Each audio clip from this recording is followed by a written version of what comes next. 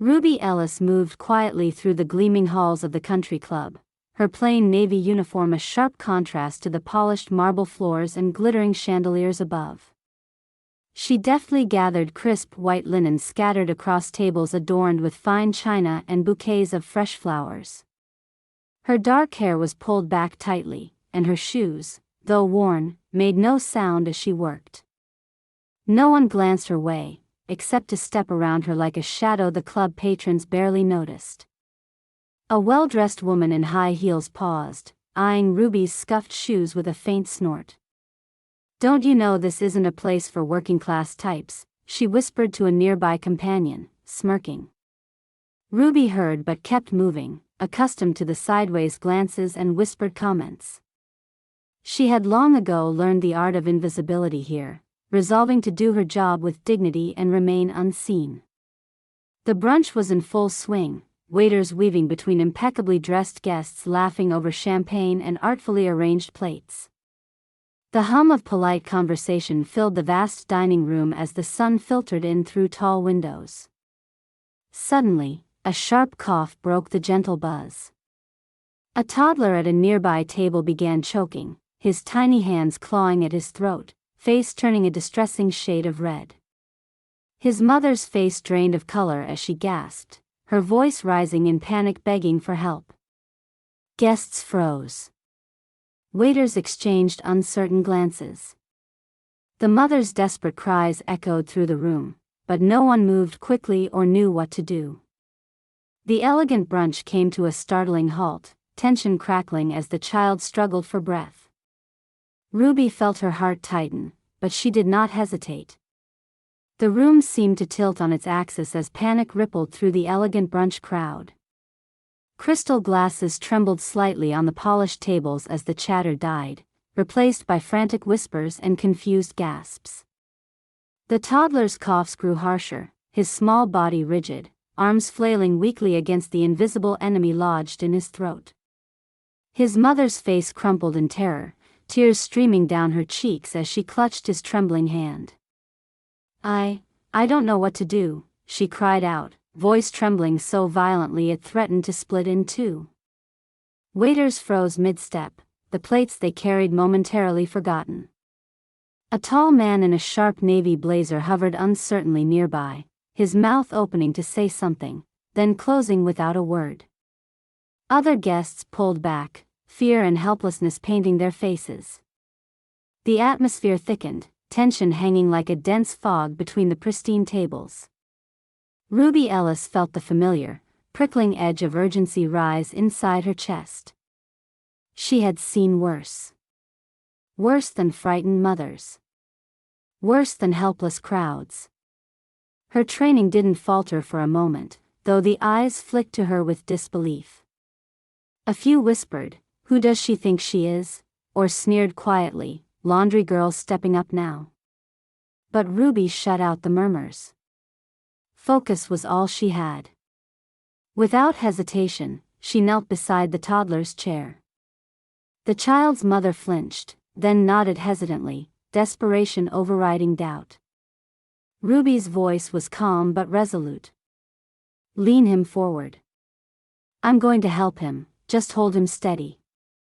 Gently, she supported the boy's slight frame, turning him partially face down over her forearm. Her fingers found his ribs with practiced precision. Her palm came down firmly but carefully between his shoulder blades. 1, 2, 3 steady back blows. The child coughed violently, sputtering but still unable to breathe freely. Ruby's brow furrowed, mind sorting through options. The grape must be lodged too far down. "Okay," she said softly, feeling the minute shifts in the boy's chest under her palm. "Now I'm going to do some chest thrusts." She gently flipped him face up, steadying him against her sturdy hands. Some murmurs of protest fluttered through the onlookers. A man in an expensive suit whispered, "Let her be. What if she makes it worse?" Another woman sharpened eyes on Ruby, voice tinged with condescension. "Who's trained her? She's just..." Ruby ignored the cruel tone. In these moments, it was her knowledge, not her job title nor her uniform, that mattered. She pressed 2 fingers into the center of the toddler's chest just below the nipple line. 1, 2 swift, controlled thrusts. The boy twitched suddenly, his small hand jerking away from his mother's grip. A harsh, rasping sound escaped from his lips, a sound like a sieve draining. And then, with a tiny wet cough, the grape popped free, propelled by a combination of pressure and momentum. The child coughed once more, drawing in much-needed air. The room seemed to exhale all at once. Ruby's voice was gentle now, soothing. "It's okay. He's breathing." She smiled down at the boy, who blinked, wide-eyed but breathing. Guests exchanged stunned looks. The sneers, the dismissive whispers scattered like dust in the wind. A quiet awe began to take root around her like a soft ripple. The toddler's mother sobbed, clutching Ruby's hands in both of hers. "Thank you. Thank you so much." Ruby's calm composure softened as she guided the mother and child to a nearby chair, signaling for water to be brought over. A waiter hastened with a glass of cool water, eyes still wide with amazement. One of the club's managers, a neatly groomed woman named Meredith Walters, stepped forward, brushing a strand of blonde hair behind her ear. "Miss Ellis," she began, glancing at Ruby's modest attire, "I don't believe we ever got your name." Her voice was still tinged with formality, but the sharp edge of earlier skepticism had faded. Ruby gave a steady nod. "Ruby Ellis. Just the laundry worker." Meredith's eyes flashed with something new, respect mixed with something like regret. "Well, Ruby, that was impressive." "Truly." Around them, guests began discussing in earnest. A middle-aged man, clutching his coffee cup like a lifeline, said aloud, "No one else knew what to do. Glad she was here." A mother nearby glanced at Ruby with a look tinged with gratitude and curiosity. One young woman whispered, "She saved that child. She really dash." Before Ruby could process the flood of attention, she felt the tug of responsibility pulling her back to work. The event manager waved over a few kitchen staff and attendants, hastily resuming the point of order. Guests were calm now but still shaken. The brunch gently resumed its rhythm, albeit with a sharper awareness threading through the conversations. Throughout the rest of her shift, Ruby moved quietly among the tables, but heads now turned as she passed. Guests offered small nods or shy smiles, some even asked if she was okay. The mocking voices had fallen silent, replaced by a hum of curiosity and respect. Ruby's mind remained clear, not absorbed by the stranger's shifting attitudes but by a flicker of renewed purpose that had ignited the moment she took control. The day held promise, and in her quiet heart, Ruby Ellis guarded a small but fierce flame of confidence, nurtured not by applause but by the certainty that she had done exactly what she was meant to do. Years ago, Ruby Ellis had walked a very different path. The sharp, sterile lights of the city hospital emergency room had colored her days and nights, not with crystal chandeliers or polished floors, but with the raw pulse of life and death urgency. She remembered the first time she held a scalpel firmly in her calloused hands during her paramedic training. She was 22, full of fire and eager to learn everything about saving lives. Her instructors noted her calm under pressure and steady hands as she handled simulated emergencies.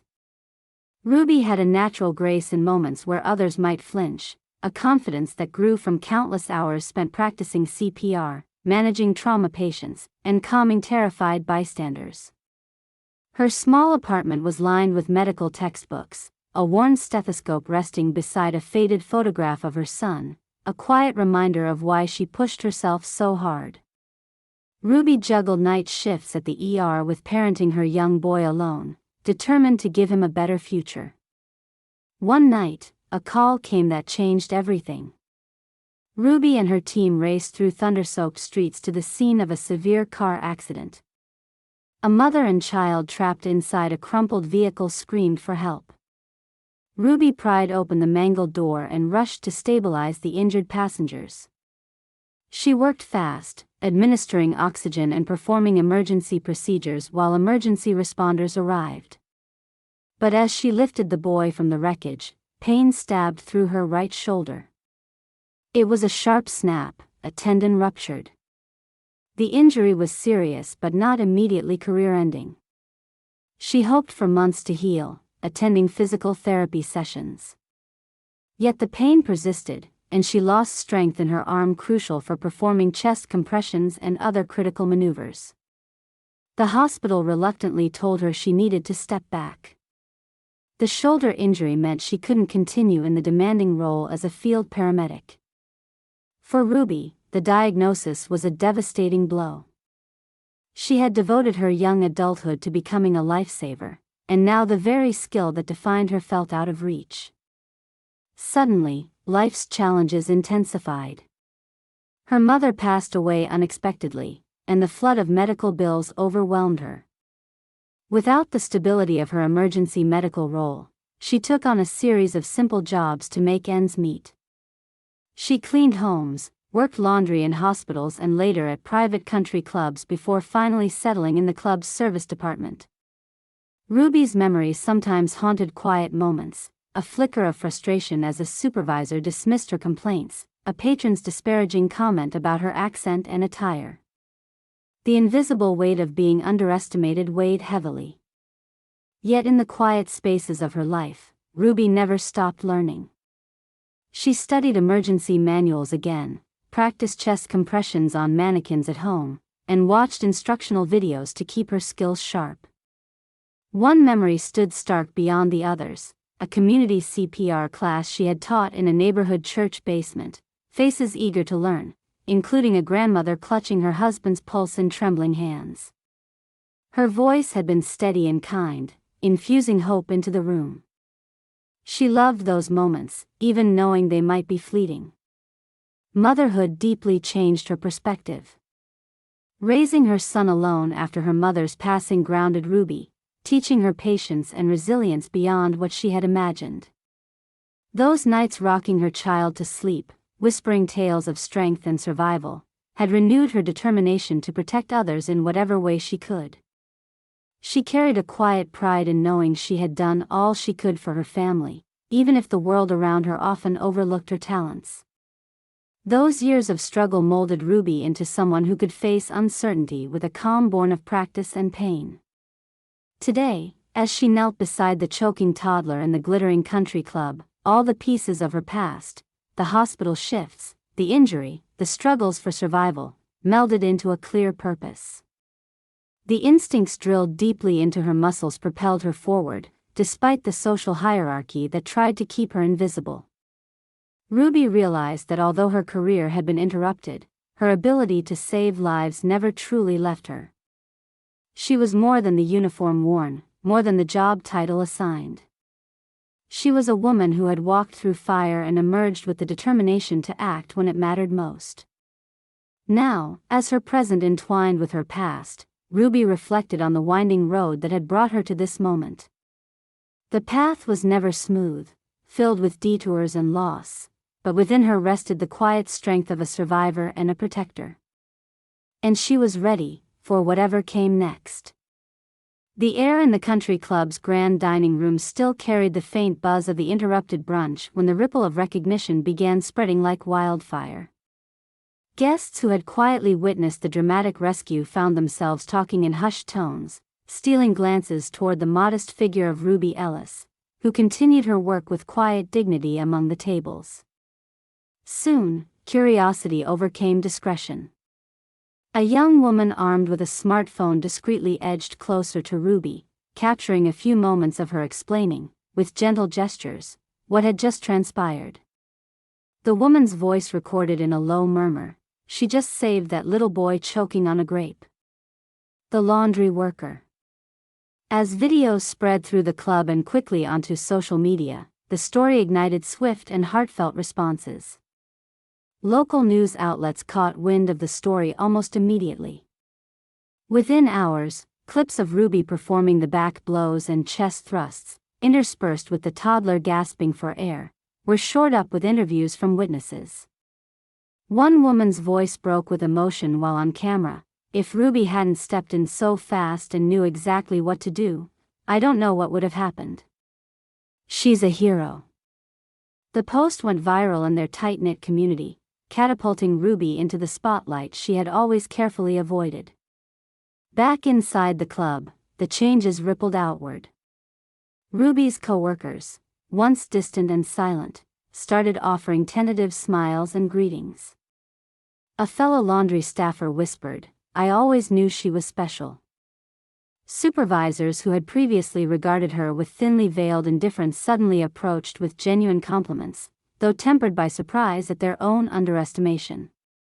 Meredith Walters, the event manager who had earlier acknowledged Ruby's actions, made a point of stopping by the laundry room. Her voice carried an unusual warmth as she said, "Miss Ellis, the club could learn a lot from you. Your composure, your knowledge, it's remarkable." Ruby offered a simple nod, not used to the attention but appreciating it nonetheless. The guests too came around. Some who had earlier passed her over now greeted her with polite smiles, asking her name and expressing thanks, shy but sincere. One elderly gentleman who rarely spoke to the service staff tipped his hat with a wry grin. "Well done, Ruby. You saved more than just a child that day." Online, the story took on a life of its own. Photographs surfaced from charity events and community fundraisers showing a younger Ruby clad in paramedic gear, her face focused and determined. Archived interviews from local TV stations, where she had demonstrated basic life support techniques, reappeared with glowing reviews praising her professionalism and dedication. One blog post titled, "The Hero Among Us," traced her journey from emergency responder to humble laundry worker, painting a portrait of sacrifice, resilience, and quiet strength. Comments flooded in from people who recognized her or had taken her CPR classes before her injury. Many expressed admiration for her courage and generosity, some even urging local organizations to reach out and support her return to emergency medicine. Within the country club walls, Ruby felt a subtle shift beneath the surface. The staff room, once filled with whispered gossip that ignored her presence, now hummed with conversations where her name was spoken without hesitation. Invitations to join safety meetings were extended, a rare chance for her to contribute beyond her designated role. Despite the excitement and newfound respect, Ruby remained herself, reserved, cautious, and focused on her work. Yet, she could not deny a small smile when a child from another table shyly approached, offering a handmade drawing with "Thank you" scrawled in bright crayons. The mother of the toddler, still shaken but recovering, made a point of visiting Ruby during a quieter moment. Her eyes glistened with gratitude. "You saved my son's life. I don't know how to thank you." Ruby's reply was simple, yet heartfelt, "You don't have to. Just keep him safe." The moments of acknowledgement and appreciation touched something deep within Ruby. She had spent years harboring shadows of doubt after losing her career and settling into invisible roles. Now, the light of recognition offered a tentative path forward, a reminder that her skills had never truly faded but rested ready to be summoned. Word began to spread far beyond the confines of the country club. Local community centers and health organizations reached out, inviting Ruby to speak or demonstrate basic life-saving techniques. Old acquaintances from her paramedic days sent messages of encouragement, reconnecting and expressing hope that she would reclaim what had been put on pause. Ruby marveled at the way her past and present intertwined unexpectedly, how the simple act of stepping forward at a brunch had unearthed stories and memories long tucked away. It was as though her life's work, though interrupted, had left an imprint deeper than she had imagined. Still, the glowing attention brought challenges, questions she wasn't sure she was ready to answer. Would she accept the sudden invitations and opportunities? Could she embrace the responsibility again after years spent in quieter roles? But beneath the surface, a voice flickered, a voice that had always guided her through darkness, whispering steadily that her purpose remained undimmed. One evening, as the sun dipped low and the club's glittering lights began to twinkle, Ruby stood by a window overlooking the manicured gardens. In the reflection, she saw herself, not just the laundry worker, but the woman who acted with calm under pressure, the mother who had never lost hope, the invisible woman now seen clearly for her quiet heroism. The journey ahead remained uncertain, but for the first time in years, the future held a promise not just of survival, but of a rediscovered strength waiting to be fully claimed. Ruby Ellis was no longer simply invisible, she was, at last, visible in the very way she had always hoped to be. A few weeks had passed since the brunch incident, and the quiet hum of the country club's usual rhythms was now punctuated with subtle but unmistakable changes. Ruby Ellis moved through her days with a calm determination that had not been there before, carrying both the gentle weight of recognition and the stirrings of something new, a chance. It was on a crisp Thursday morning when Meredith Walters appeared in the laundry room, this time with an urgency and purpose beyond her usual managerial duties. She approached Ruby with a folder clutched tightly in one hand, her face reflecting a blend of admiration and hope. "Ruby," Meredith began softly, "there's someone here who wants to meet you. I think this could be very important."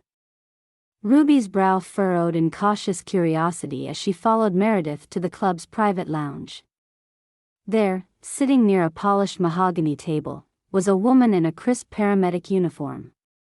Her name was Christine Hall, director of the local emergency medical training center.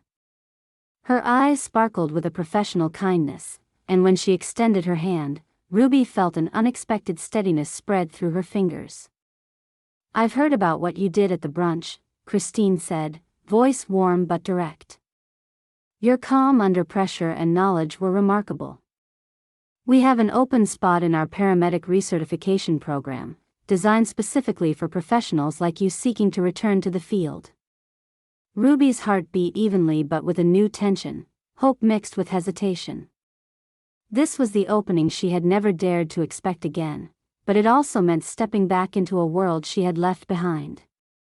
The memories of pain, physical struggle, and all the sacrifices flickered through her mind. "I'm not sure I'm ready," Ruby admitted quietly. "It's been years since I worked in emergency medicine." Christine nodded with understanding.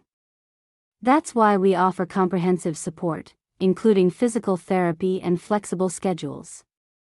We want you to succeed, and we believe you have so much to offer."